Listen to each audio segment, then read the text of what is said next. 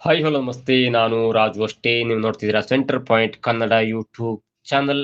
ಮುಂಬೈನ ವಾಂಖೇಡಿ ಮೈದಾನದಲ್ಲಿ ನಡೆದಂತ ಇಂಗ್ಲೆಂಡ್ ವಿರುದ್ಧದ T20 ವಿಶ್ವಕಪ್ನ ಎರಡನೇ ಸೆಮಿಫೈನಲ್ ಪಂದ್ಯವನ್ನ 7 ರನ್ಗಳಿಂದ ಗೆದ್ದುಕೊಂಡಂತ ಟೀಂ ಇಂಡಿಯಾ ಸತತ ಎರಡನೇ ಬಾರಿಗೆ T20 ವಿಶ್ವಕಪ್ನ ಫೈನಲ್ಗೆ ಏರಿದೆ. ರನ್ಗಳ ಮಳೆಯೇ ಹರಿದಂತ ಈ ಪಂದ್ಯ ಮತ್ತೊಂದು ಐತಿಹಾಸಿಕ ಕ್ಷಣಕ್ಕೆ ಸಾಕ್ಷಿಯಾಯಿತು.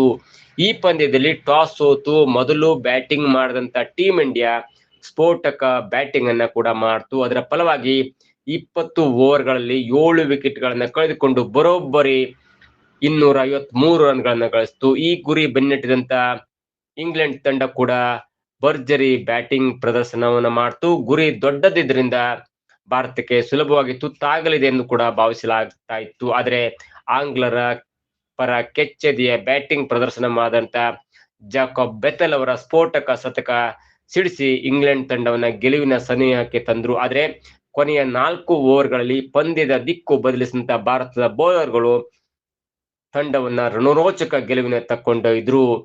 ಬೃಹತ್ ಮೊತ್ತ ಸಿಡಿಸಿದ್ರು ಕೂಡ ಪಂದ್ಯ ಕ್ಷಣ ಕ್ಷಣಕ್ಕೂ ಕೂಡ ರೋಚಕ ತಿರುವನ್ನ ಪಡ್ಕೊಳ್ತು.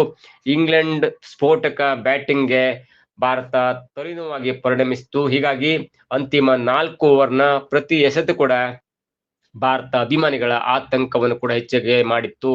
ಆದರೆ ಕೊನೆಯ ಓವರ್ನಲ್ಲಿ ಶತಕವೀರ ಜಾಕೋಬ್ ಬೆಥೆಲ್ ಅವರ ವಿಕೆಟ್ ಪತನದ ನಂತರ ಭಾರತ ಪಂದ್ಯದ ಮೇಲೆ ಸಂಪೂರ್ಣವಾಗಿ ಹಿಡಿತವನ್ನ ಕೂಡ ಸಾಧನೆ ಮಾಡ್ತು.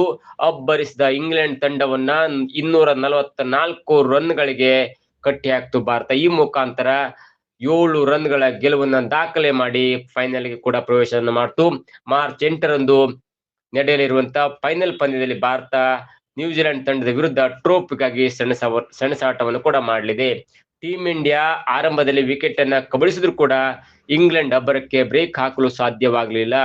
ಫಿಲಿಪ್ ಸಾಲ್ಟ್ ಕೇವಲ 5 ರನ್ ಅನ್ನ ಸಿಡಿಸಿ ಔಟ್ ಆದ್ರು. ಇತ್ತ ನಾಯಕ ಹ್ಯಾರಿ ಬ್ರೂಕ್ ಕೂಡ ಕೇವಲ 7 ರನ್ ಅನ್ನ ಸಿಡಿಸಿ ನಿರ್ಗಮನವನ್ನು ಕೂಡ ಮಾಡಿದ್ರು. ಜೋಸ್ ಬಟ್ಲರ್ ಹಾಗೂ ಜೇಕಬ್ ಬೆಥೆಲ್ ಜೊತೆಯಾಟದಿಂದ ಇಂಗ್ಲೆಂಡ್ ಕೂಡ ಸ್ವಲ್ಪ ಮಟ್ಟಿಗೆ ಚೇತರಿಕೆಯನ್ನು ಕಂಡ್ರು ಕೂಡ ಬಟ್ಲರ್ 25 ರನ್ ಅನ್ನ ಸಿಡಿಸಿ ಔಟ್ ಆದ್ರು. ಆದ್ರೆ ಬೆಥೆಲ್ ಅವರ ಅಬ್ಬರ ಕೂಡ ಮುಂದುವರಿತು. ಬೆಥೆಲ್ ಹೋರಾಟಕ್ಕೆ ಭಾರತ ತಲೆನೋವಾಗಿ ಪರಿಣಮಿಸಿತು. ಜೊತೆಗೆ ವಿಲ್ ಜಾಕ್ಸ್ ಜೊತೆ ಅಬ್ಬರಿಸಿದಂತ ಬೆಥೆಲ್ ಹಾಫ್ ಸೆಂಚುರಿ ಕೂಡ ಸಿಡಿಸಿದ್ರು. ಇತ್ತ ವಿಲ್ ಜಾಕ್ಸ್ 20 ಎಸೆತದಲ್ಲಿ 35 ರನ್ ಸಿಡಿಸಿ ಔಟ್ ಆದ್ರು. ಆದ್ರೆ ಬೆಥೆಲ್ ಅವರ ಅಬ್ಬರ ಹಾಗೆ ಮುಂದುವರಿತು. ಇದು ಭಾರತಕ್ಕೆ ಸವಾಲಾಗಿ ಪರಿಣಮಿಸಿತು. ಬೆಥೆಲ್ ಅಬ್ಬರದಿಂದ ಇಂಗ್ಲೆಂಡ್ಗೆ ಗೆಲುವಿಗೆ ಕೊನೆಯ 24 ಎಸೆತದಲ್ಲಿ 61 ರನ್ಗಳ ಅವಶ್ಯಕತೆ ಕೂಡ ಇತ್ತು. ಆದರೆ ಅಷ್ಟೊತ್ತಿಗಾಗ್ಲೇ ಪಂದ್ಯದ ಗತಿ ಕೂಡ ಬದಲಾಗಿತ್ತು, ಆತಂಕ ಕೂಡ ಹೆಚ್ಚಾಗಿತ್ತು. ಬೆಥೆಲ್ ಹಾಗೂ ಶ್ಯಾಮ್ ಕರನ್ ಜೊತೆಯಾಟ ಕ್ಷಣ ಕ್ಷಣಕ್ಕೂ ಕೂಡ ಟೀಂ ಇಂಡಿಯಾ ಅಭಿಮಾನಿಗಳ ತಲೆನೋವನ್ನ ಹೆಚ್ಚಿಗೆ ಮಾಡಿತ್ತು. T20 ವಿಶ್ವಕಪ್ನ ಫೈನಲ್ ಕನಸಿನ ಹಾದಿ ಕಠಿಣವಾಗಿ ತೊಡಗಿತ್ತು. ಜೊತೆಗೆ ಬೆಥೆಲ್ ಸಿಕ್ಸರ್ ಬೌಂಡ್ರಿ ಅಬ್ಬರದಿಂದ ಅಂತಿಮ 18 ಎಸೆತದಲ್ಲಿ ಇಂಗ್ಲೆಂಡ್ಗೆ ಕೇವಲ 45 ರನ್ಗಳ ಅವಶ್ಯಕತೆ ಇತ್ತು. 18ನೇ ಓವರ್ನಲ್ಲಿ ಬೌಲಿಂಗ್ ಮಾಡಿದಂತ ಬೂಮ್ರಾ ಇಂಗ್ಲೆಂಡ್ ತಂಡದ ರನ್ ವೇಗಕ್ಕೆ ಬ್ರೇಕ್ ಹಾಕಿದ್ರು. ಹೀಗಾಗಿ ಇಂಗ್ಲೆಂಡ್ ತಂಡದ ಮೇಲೆ ಒತ್ತಡ ಕೂಡ ಹೆಚ್ಚಾಗಿತ್ತು. ಆದ್ರೆ 19ನೇ ಓವರ್ನ ಮೊದಲೇ ಎಸೆತವೇ ಸಿಕ್ಸರ್ ಮಾಡಿದಂತ ಬೆಥೆಲ್ ಇತ್ತ 46 ಎಸೆತದಲ್ಲಿ ಸೆಂಚುರಿ ಕೂಡ ಅಬ್ಬರಿಸಿದ್ರು. ಅಲ್ಲಿಗೆ ಪಂದ್ಯ ಇಂಗ್ಲೆಂಡ್ ಕಡೆ ವಾಲಿತ್ತು. ಮರು ಎಸೆತದಲ್ಲೇ ಸ್ಯಾಮ್ ಕರನ್ ವಿಕೆಟ್ ಕೂಡ ಪತನಗೊಂಡಿತು. ಅಷ್ಟರಲ್ಲಿ ಪಂದ್ಯದ ಗತಿ ಕೂಡ ಬದಲಾಯಿತು. ಆದ್ರೆ ಕ್ರೀಸ್ ನಲ್ಲಿ ಬೆಥೆಲ್ ಕೂಡ ಇದ್ರು. ಇದು ಕೂಡ ಆತಂಕವನ್ನ ದೊಡ್ಡದಾಗಿ ಹೆಚ್ಚಿಗೆ ಈ ಕಡೆ ಮಾಡಿತ್ತು. ಆದ್ರೆ ಅಂತಿಮವಾಗಿ 6 ಎಸೆತದಲ್ಲಿ ಇಂಗ್ಲೆಂಡ್ ತಂಡಕ್ಕೆ ಬರೋಬ್ಬರಿ 30 ರನ್ಗಳ ಅವಶ್ಯಕತೆ ಇತ್ತು. ಶಿವಮ್ ದುಬೆ ಮೊದಲ ಎಸೆತದಲ್ಲಿ ಬೆಥೆಲ್ ಅವರ ವಿಕೆಟ್ ಅನ್ನ ಪತನ ಮಾಡಿದ್ರು. ಜೊತೆಗೆ ಬೆಥೆಲ್ ಕೇವಲ 46 ಎಸೆತದಲ್ಲಿ 103 ರನ್ ಅನ್ನ ಸಿಡಿಸಿ ಔಟ್ ಆದ್ರು.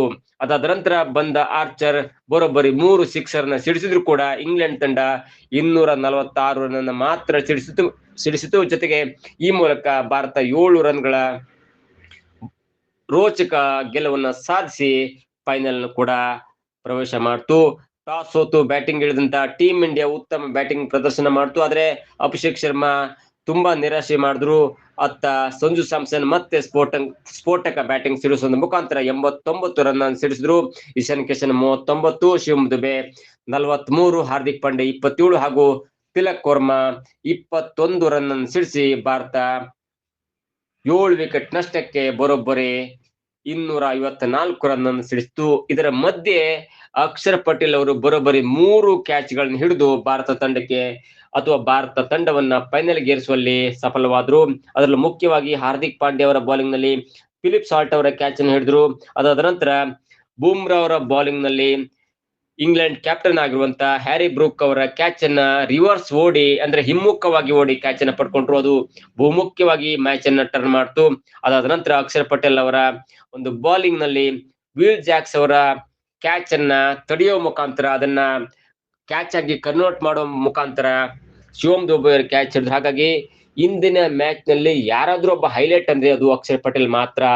ನೀವು ಸಂಜು ಸ್ಯಾಮ್ಸನ್ ಅವರು ರನ್ ಮಾಡಿದ್ರು ಅಥವಾ ಬೇರೆ ಬೇರೆ ಬ್ಯಾಟರ್ಸ್ ಗಳು ರನ್ ಮಾಡಿದ್ರು, ಫೀಲ್ಡಿಂಗ್ ಮಾಡಿದ್ರು, ಎಲ್ಲದಕ್ಕಿಂತ ಅಕ್ಷರ್ ಪಟೇಲ್ ಅವರು ಕ್ಯಾಚ್ ಹಿಡಿದಂತ ರೀತಿ ಇದೆಯಲ್ಲ, ಅದು ಇಡೀ ಪಂದ್ಯವನ್ನ ಟರ್ನ್ ಮಾಡ್ಲಿಕ್ಕೆ ಒಂದು ಮುಖ್ಯವಾದಂತ ಕಾರಣ ಆಯ್ತು ಮತ್ತು ಪಂದ್ಯವನ್ನೇ ಗೆಲ್ಲಿಸಿ ಬಿಟ್ರು ಅಕ್ಷರ್ ಪಟೇಲ್ ಅನ್ನುವಂಥ ಹೆಡ್ಲೈನ್ಸ್ಗೆ. ಅದು ಸೂಕ್ತವಾದಂತ ಒಂದು ಹೆಡ್ಲೈನ್ಸ್ ಅಂತ ಹೇಳ್ಬೋದು. ಮುಂದಿನ ಪಂದ್ಯದಲ್ಲಿ ಭಾರತ ನ್ಯೂಜಿಲೆಂಡ್ ತಂಡವನ್ನು ಎದುರಿಸಲಿದೆ ಮತ್ತು ಈ ಹಿಸ್ಟರಿಯ ಪ್ರಕಾರ 2022 ಮತ್ತು 2024 ಇಂಗ್ಲೆಂಡ್ ಮತ್ತು ಇಂಡಿಯಾ ತಂಡದ ನಡುವೆ ಯಾರು ಗೆಲ್ತಾರಲ್ಲ ಅವರು ಫೈನಲ್ ಕಪ್ ಗೆಲ್ತಾರೆ ಅನ್ನುವಂತ ಒಂದು ಹಿಸ್ಟರಿ ಇದೆಯಲ್ಲ, ಅದು ಕೂಡ ಇದೀಗ ಸಾಧ್ಯವಾಗುವಂತ ಎಲ್ಲ ಲಕ್ಷಣ ಕೂಡ ಇದೆ ಮತ್ತು ಇಂಡಿಯಾ ನ್ಯೂಜಿಲೆಂಡ್ ತಂಡವನ್ನ ಸುಲಭವಾಗಿ ಸೋಲಿಸಬಹುದು ಎನ್ನುವಂತ ಲೆಕ್ಕಾಚಾರ ಕೂಡ ಇದೆ.